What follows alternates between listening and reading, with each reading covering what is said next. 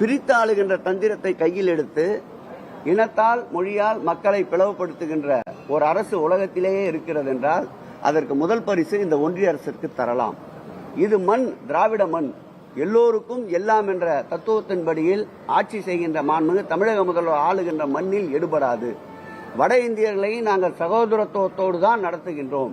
மாண்புமிகு தமிழக முதல்வர் 2016ஆம் ஆண்டு நமக்கு நாமே பயணத்தை மேற்கொண்ட போது கூட வட இந்தியர்களுக்கென்று தனியாக கோரிக்கைகள் அடங்கிய ஒரு நிகழ்ச்சியை நடத்தினார், இதே சவுகார்பேட்டையில். ஆகவே வட இந்தியர்களை நாங்கள் வேற்று கண்ணோடு பார்க்கவில்லை. அவர்களும் மனிதர்கள், அவர்களும் எங்களை சார்ந்தவர்கள். எங்கள் ஊனோடும் உறவோடும் தினந்தோறும் வாழ்க்கை நடைமுறையோடும் அவர்கள் எங்களோடு ஒட்டி பிணைந்திருக்கின்றார்கள். ஆகவே அவர்களை பிளவுபடுத்தி திராவிட முன்னேற்ற கழகத்துக்கு எதிர்ப்பான ஒரு தோற்றத்தை உருவாக்க முயற்சிக்கின்ற பாரதிய ஜனதா மரியாதைக்குரிய பிரதமருடைய முயற்சி தமிழகத்தில் எடுபடாது.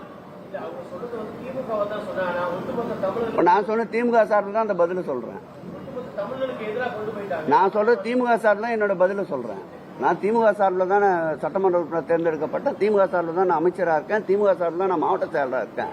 அப்ப என்னோட கருத்து அந்த கட்சியை ஓட்டின கருத்து தானே. அது எடப்பாடியை போய் கேளுங்க, செங்கோட்டையனை கேளுங்க. இன்னைக்கு செங்கோட்டையன் அதுக்குண்டான பதில சொல்றேன்னு இருக்காரு.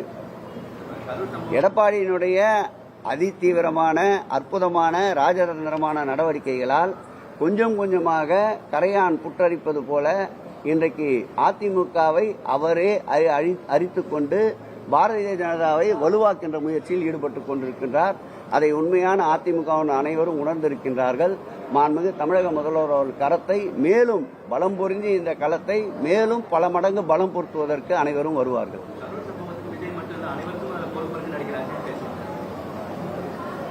நான் பார்க்கல அந்த பேட்டியை. சுத்தி வலிச்சு வந்தா கடைசியாக ஒரு